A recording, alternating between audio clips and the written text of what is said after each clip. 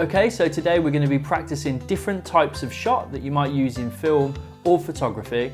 And to do that, we're going to be doing a scavenger hunt around your house and garden, photographing objects that you can find.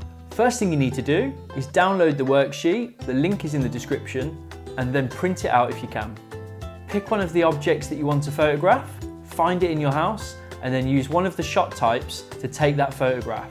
As you complete the worksheet, tick off the items as you go.